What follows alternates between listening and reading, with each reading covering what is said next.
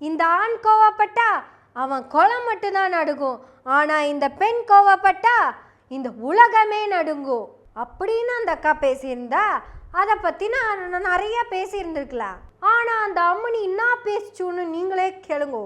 அதை கண்டிப்பா என் வாயால நான் சொல்ல மாட்டேன், அந்த அம்மனி வாயிலேயே இருந்து வர்றது கேட்டுக்கங்க.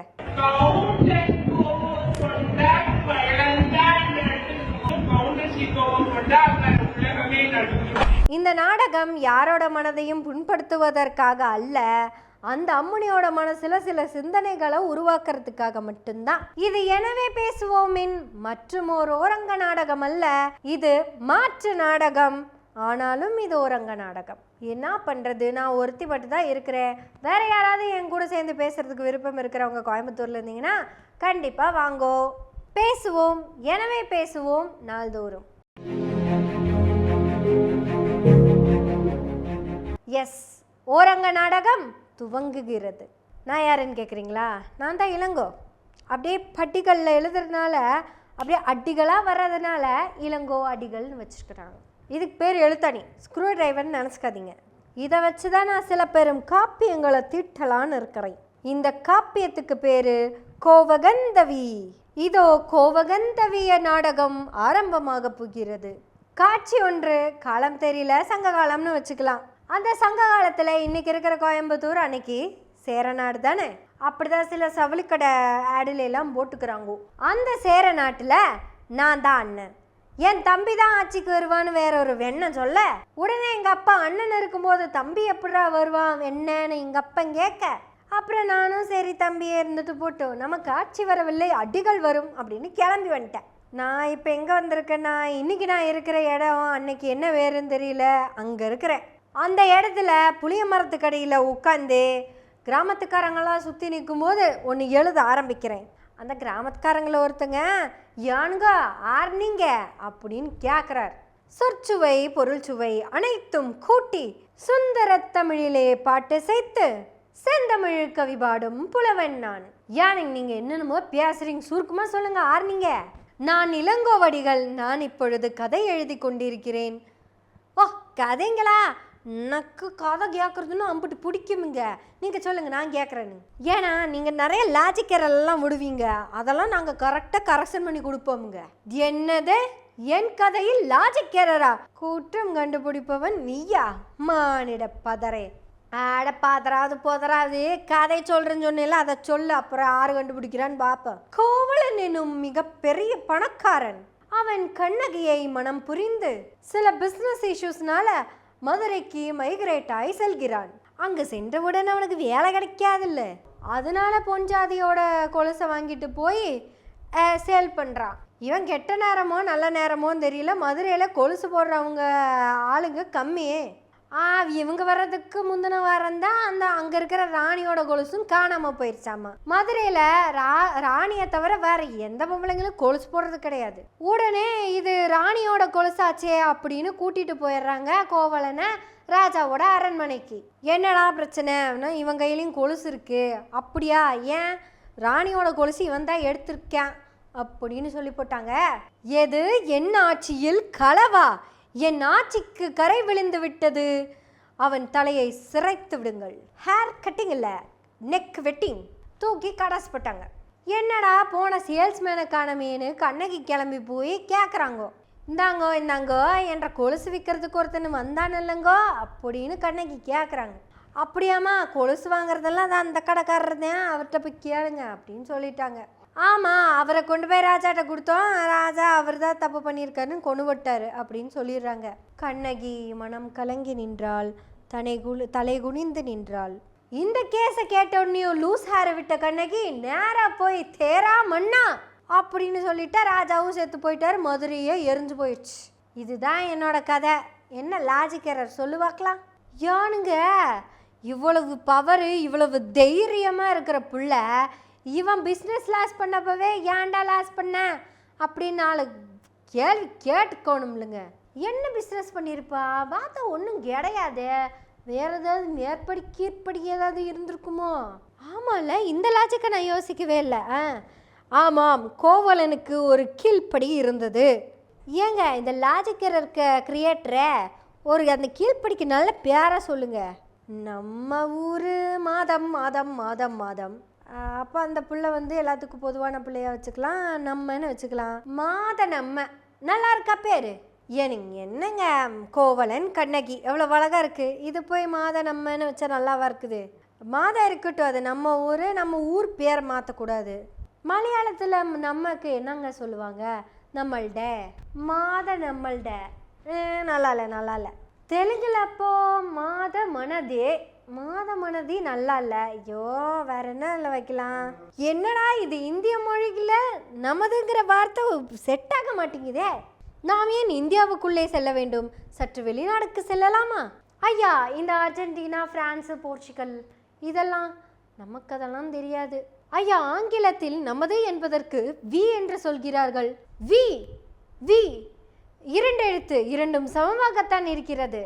பாருங்கள், இரண்டும் சமம் என்று சொல்கிறது. இரண்டும் சமமாக இருப்பதால் நாம் வி எடுத்துக்கொள்கிறோம்.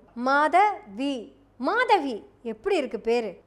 நமதே இப்போ மாதவி ஆகிவிட்டால். மகிழ்ச்சி, சூப்பருங்க, நம்ம கண்டுபிடிச்சிட்டோம். ஆனாலும் இங்கே ஒரு லாஜிக் எரர் இருக்குதுங்க. ஏனுங்க, மதுரை ராசாவை போய் அடிக்க தெரிஞ்ச இந்த பிள்ளைக்கு கூட இருக்கிற புருஷனை ஏன் அடிக்க முடியல அப்படின்னு பின்னாடி வர தலைமுறை நம்மளை பார்த்து கேட்காதுங்களாக்கு? அப்படியெல்லாம் கேள்வி கேட்பாங்க. அப்படி கேள்வி கேட்க முடியாத அளவுக்கு ஒரு ட்விஸ்ட்டை வைங்க.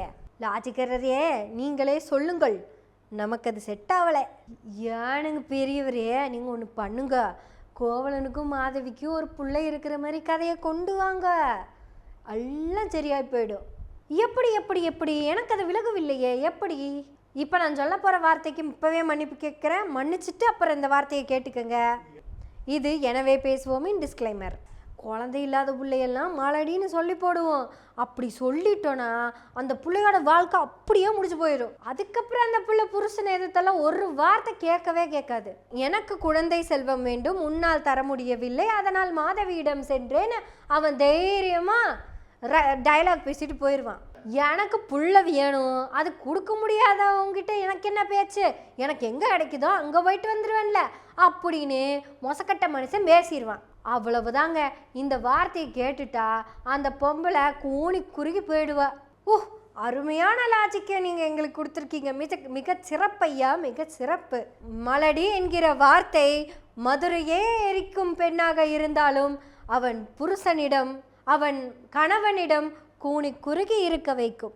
சிறப்பையா, சிறப்பு. அருமையான கதையை கொடுத்துருக்குறீங்க. இப்போ நான் கதை எழுதுறேன். இங்கே ஒரு குட்டி கேப் இருக்கு.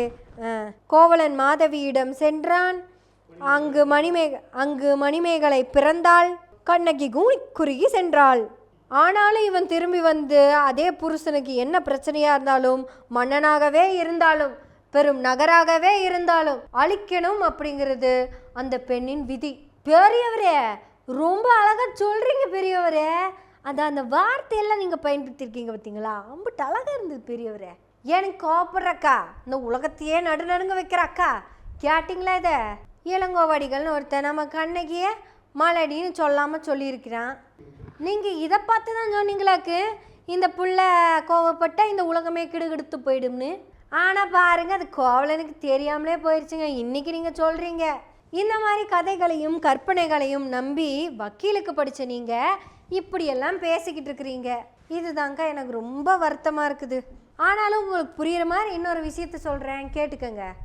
கண்ணகியை மலடியாக வர்ணித்த இளங்கோவடிகள் இன்றைக்குமே சிறந்த புலவர், எழுத்தாளர் அப்படின்னு போற்றப்பட்டுக்கிட்டே தான் இருக்காரு. இதுவரைக்கும் இந்த அறிவியல் சமூகத்தில் கூட ஆண் மலட்டுத்தன்மையை பற்றி ஒரு நாவல் கூட வந்ததில்லை தெரியுமா? எழுதுகிற எல்லா ஆண்களும் பெண்களைத்தான் மலடின்னு எழுதிக்கிட்டு இருக்காங்க. அந்த கதையிலேருந்து வர ஒரு கதையை எடுத்து தான் நீங்கள் பேசிக்கிட்டு இருக்கீங்க, நான் கோவப்பட்டா உலகமே அழிஞ்சு போயிடும்னு. இதில் வேற நீங்கள் அந்த சுற்றி வர அந்த ஏணி வழியாக வேற வந்துச்சுன்னு சொல்கிறீங்க. கேட்டால் மரபு அணுங்கிறீங்க. இளங்கோவடிகளுக்கு எந்த பிரச்சனையும் இல்லை, கதையை ஃபுல்லாக விடுவார். இதெல்லாம் தெரிஞ்சுக்காம புரிஞ்சுக்காம ஆராய்ச்சி பண்ணாமல் நீங்கள் பாட்டுக்கு உட்காந்து அப்படியே மேலாப்பில் நீங்களே சொல்லுங்கக்கா, நானும் சொல்ல மாட்டேன். முதல்ல ஒரு விஷயத்தை புரிஞ்சுக்கோங்க, நம்ம கண்ணகியாகவும் வேணாம், மாதவியாகவும் வேணாம், நாமவே இருப்போம். நம்ம மேலே தூக்கி வச்சிருக்கிற எந்த சாதி அடையாளமும் நமக்கு தேவையில்லை. இன்னும் தெளிவா சொல்லணும்னா இந்த இந்திய சமூகத்துல நாம சாதியற்றவர்கள் மட்டும் இல்ல நாதியற்றவர்களாகவும் தான் இருந்துட்டு இருக்கோம். நமக்கான இப்ப இருக்கிற எல்லா உரிமைகளையும் பெற்று கொடுத்தது அண்ணல் அம்பேத்கரும் தந்தை பெரியாரும் தான். வக்கீலுக்கு படிச்ச நீங்க வாதாடுங்க, வழவழ கொழகொழன்னு வழக்காட வேண்டாம். இது இங்க பழக்க வழக்கம்னு கூட பழச பேசிட வேண்டாம். நாம் பெண்கள், புதுமை பெண்கள், இன்னும் சொல்ல போனா புரட்சி பெண்கள்னு கூட பேர் எடுக்கலாம். நமக்கு நீ இந்த மாதிரியான புராண கதைகள் எல்லாம் வேணாக்கா. +2 படித்த எனக்கு கருப்பு கோட்டு போடணும்னு ஆசை, அதை யூடியூப்ல தான் போட்டுட்டு இருக்கேன்.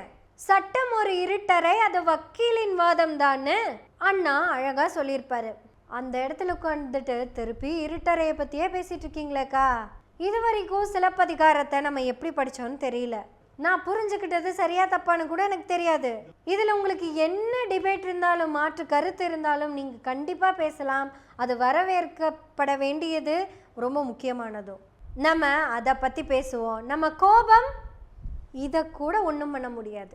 இது ஏதாவது பண்ணணும் அப்படின்னா வக்கீலுக்கு படித்த நீங்கள் இன்னும் நிறையா படிக்கணும். படி சங்கத்தமிழ் நூலைப்படி, அறம்படி, பொருளைப்படி, பொய்யிலே கால்படி, புரட்டிலே முக்காப்படி, வையகம் ஏமாற்றும்படி, வைத்துள்ள நூல்களை ஒப்புவதெப்படி, படி சங்கத்தமிழ் நூலைப்படி. எஸ், பேசுவோம். எனவே பேசுவோம் நாள்தோறும். உங்களுடைய ஆதரவுகளை நன்றிகளோடு எதிர்பார்த்து கொண்டிருக்கிறோம். நன்றி, வணக்கம்.